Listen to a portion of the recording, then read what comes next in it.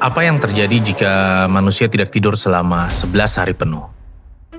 Bukan 2 hari, bukan 3 hari, tapi ini lebih dari 260 jam tanpa memejamkan mata. Eksperimen ini benar-benar terjadi dan akhirnya mengejutkan dunia medis. Tidur bukan sekedar istirahat. Tanpa tidur, otak gagal memperbaiki dirinya.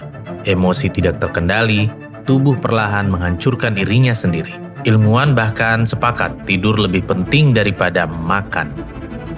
Namun pada tahun 1964, seorang remaja membuktikan sesuatu yang tidak pernah dicoba oleh manusia sebelumnya.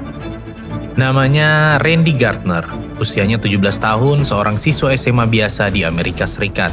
Tidak ada penyakit, tidak ada gangguan mental, hanya ada satu tujuan, memecahkan rekor dunia tanpa tidur. Eksperimen ini pun diawasi langsung oleh peneliti dari Stanford University. Bukan sekedar eksperimen liar tanpa kontrol.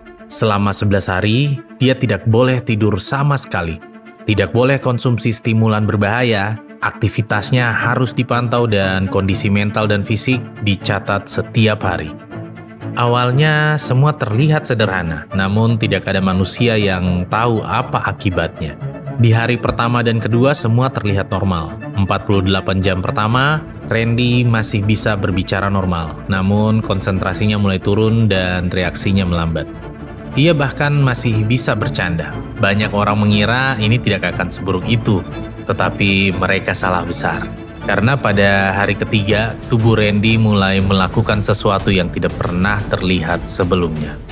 Di hari ketiga sampai keempat, dunia mulai berubah. Randy mulai berhalusinasi, ia melihat benda yang tidak ada dan kesulitan membedakan kenyataan dan hayalan. Yang paling mengejutkan, otak mulai tidur sendiri selama beberapa detik. Fenomena ini dikenal sebagai microsleep. Hari kelima, kepribadian mulai hilang.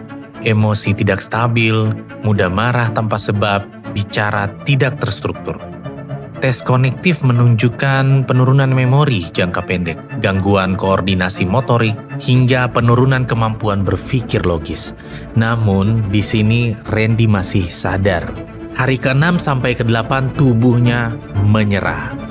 Akhirnya efek yang tercatat, bicaranya ini kacau, kehilangan fokus total, sulit mengingat nama sendiri, berhalusinasi visual dan auditori berat. Dia mengaku, saya merasa seperti hidup di dalam mimpi buruk, tetapi saya tidak bisa bangun. Dokter mulai khawatir akan kerusakan otak permanen, psikosis, hingga kematian mendadak. Di hari ke-9 sampai ke-11, ini adalah titik paling berbahaya di fase ini. Fungsi kognitif semakin rendah, reaksi hampir nol, kesadaran naik turun. Secara teori medis, tubuh manusia harusnya kolaps. Namun yang terjadi justru sesuatu yang tidak terduga.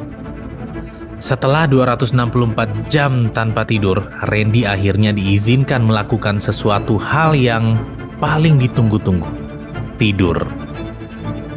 Ini adalah sebuah akhir yang mengejutkan untuk dunia medis. Momen tidur pertama.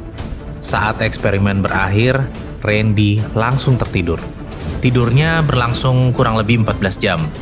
Dokter memperkirakan ia akan mengalami kerusakan otak berat.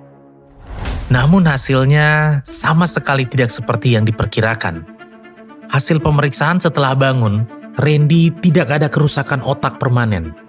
Fungsi kognitifnya kembali normal dan tidak ada gangguan psikologi jangka panjang. Secara medis, tubuh manusia ternyata mampu bertahan lebih lama dari yang kita kira. Tapi ada catatan penting, kenapa eksperimen ini tidak pernah diulang.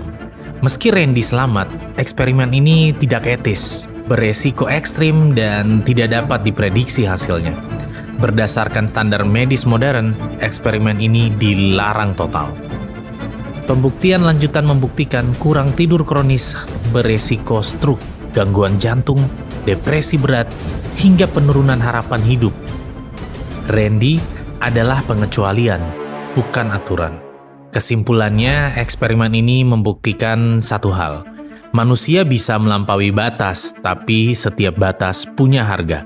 Tubuh bisa bertahan, namun tidak semua orang akan seberuntung Randy Gardner. Kita sering menantang tubuh kita, bergadang, kurang tidur, memaksakan diri. Tapi pertanyaannya sekarang, kalau tubuhmu menyerah, apa kamu siap menanggung akibatnya? Sampai jumpa di video berikutnya.